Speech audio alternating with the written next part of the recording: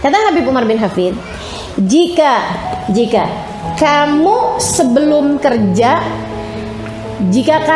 kerja adalah orang yang sangat menjaga perintah-perintah wajib dari Allah SWT, dan kerjaanmu membuatmu meninggalkan perintah wajib dari Allah SWT, maka kerjaanmu adalah hasilnya adalah hasil yang haram, karena membuatmu meninggalkan yang wajib.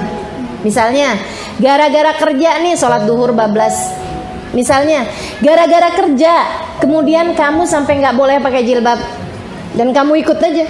Habisnya kerjaan menuntut saya seperti itu, ya udah mau gimana lagi? Uang yang kamu dapat haram, teman-teman sekalian. Habib Umar bin Hafid yang bilang, bukan saya yang bilang. Habib Umar bin Hafid bilang, jika pekerjaan duniamu membuatmu meninggalkan yang diwajibkan oleh Allah SWT, atau membuatmu melanggar hal-hal yang diharamkan oleh Allah SWT, menerjang hal yang diharamkan oleh Allah SWT, maka kamu harus tahu bahwa yang kamu dapat dari dunia tersebut hukumnya adalah haram.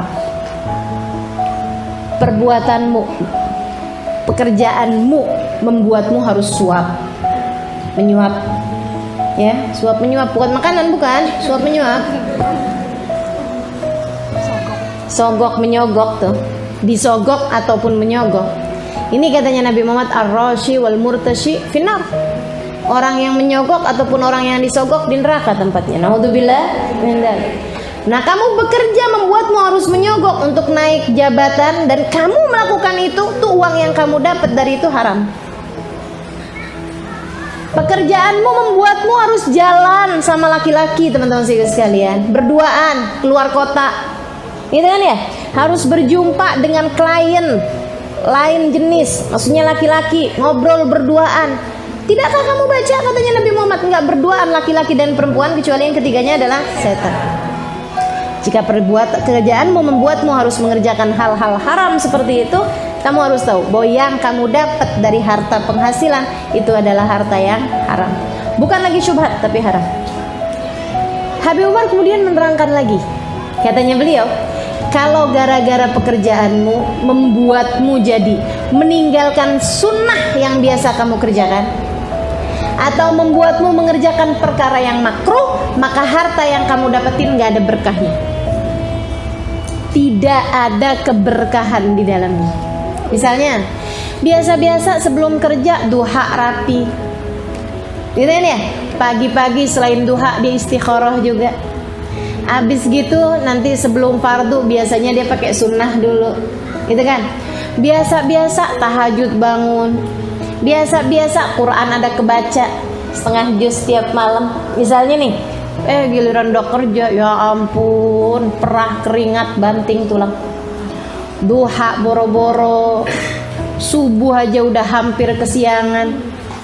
Tahajud udah nggak ada lagi ceritanya. Quran bablas, dikiran bablas. Biasanya habis selesai sholat ada dikirannya, dia duduk selesai sampai doa, sampai Fatihah. Ini udah lewat semuanya.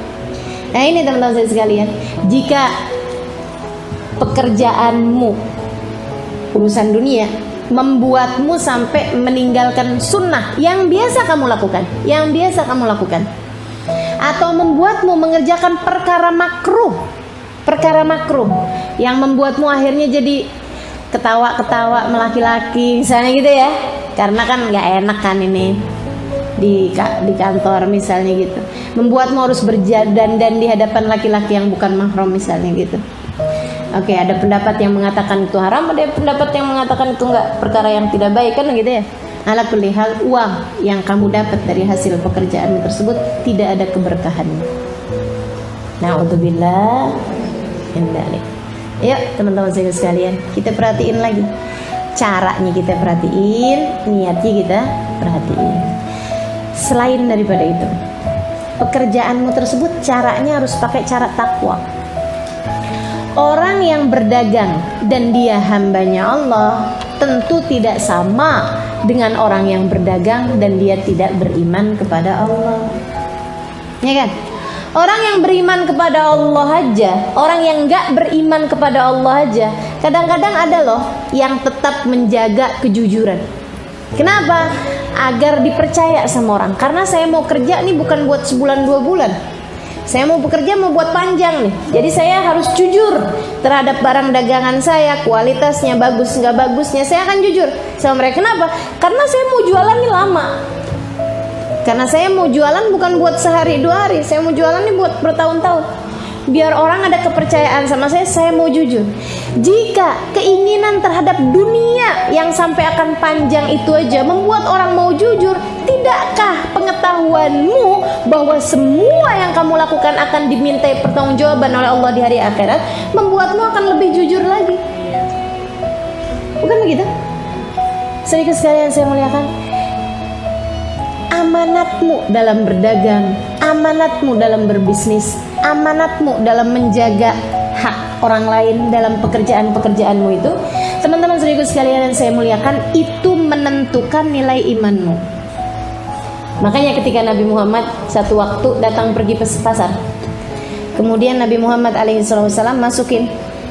Nabi kan bisa melihat apa yang tidak dilihat orang lain. Nabi pergi ke pasar di Madinah, udah ini ya, udah orang di pasar tersebut itu udah faham hukum-hukum Islam, sudah tahu dan semuanya muslim. Pasarnya orang Islam. Nabi yang memang bisa melihat dengan pandangan kenabian beliau, Nabi tahu nih. Nabi masukin tangannya ke dalam tumpukan gandum. Ada orang jualan gandum, Nabi masukin tangan. Habis itu Nabi keluarin lagi. Mahada, kata Nabi, apa ini? Kok basah? Apa nih? Kok gandum yang dibawa basah? Kenapa ini, kata Nabi? Asabahul ma ya Rasulullah. Dia habis kena hujan semalam wahai Rasul.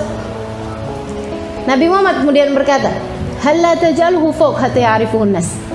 Kenapa enggak kamu bikin di atas? Jadi orang tahu bahwa yang di atas tuh basah. Barang basah tuh masih bisa dipakai teman-teman sekalian, tapi satu lebih mudah busuk. Kalau ada beras basah kan lebih mudah busuk.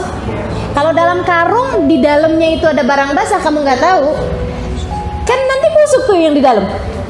Itu satu. Ama yang kedua, barang kalau basah lebih berat. Kalau ditimbang kan jadinya lebih berat. Kata Nabi, halla tajaluhu fawq hatta ya'rifuhun nas. Kenapa kamu nggak bikin yang basahnya di atas? Kenapa kok kamu sengajain numpuknya dengan barang kering sehingga orang nggak tahu kalau itu basah? Man ghasyana falaysa minna. Nabi Muhammad bilang, siapa yang punya keinginan nipu orang Islam, itu kan punya keinginan namanya buat nipu orang, falaysa minna, bukan termasuk dari kelompok orang Islam.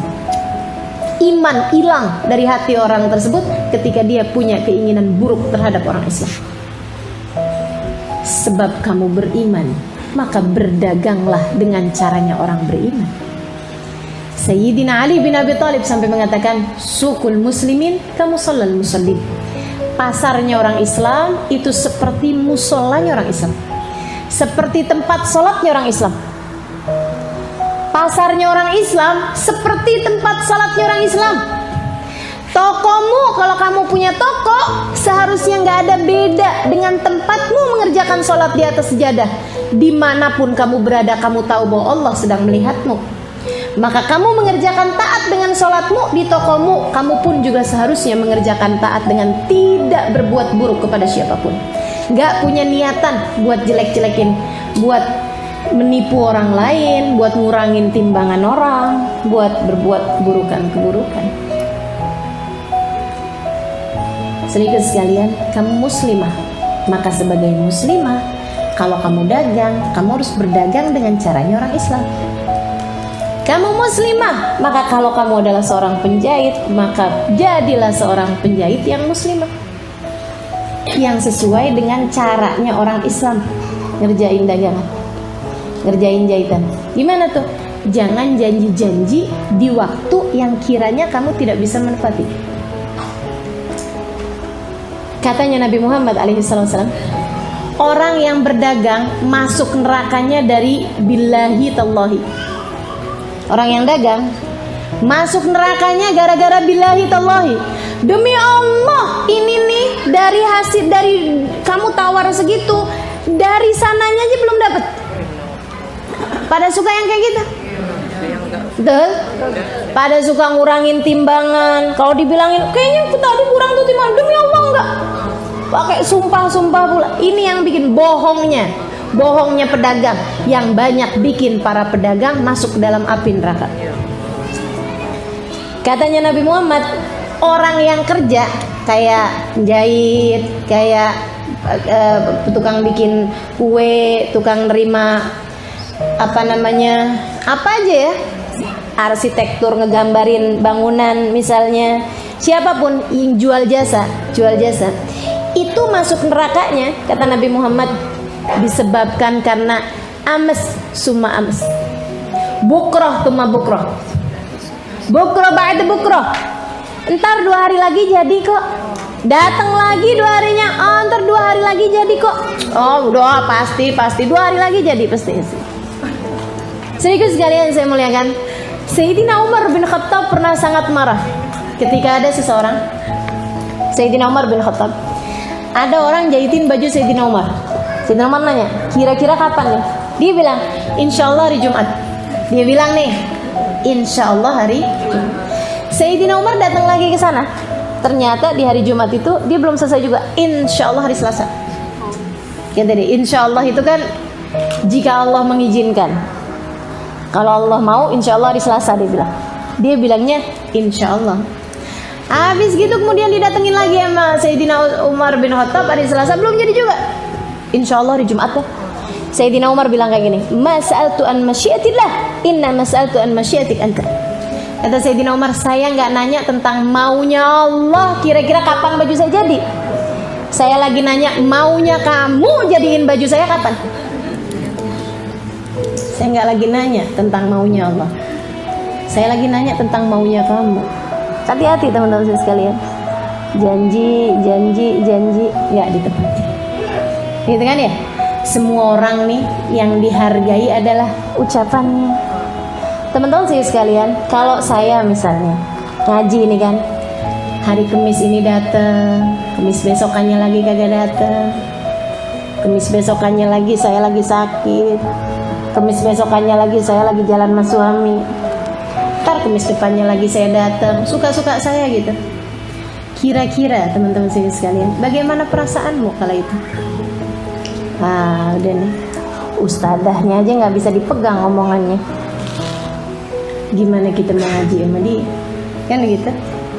Maka teman-teman sekalian, kerjakan segala sesuatu dengan takwa. Jagain aturan-aturan Allah Subhanahu wa ta'ala dalam apapun yang kamu kerjain, pada apapun yang kamu kerjakan.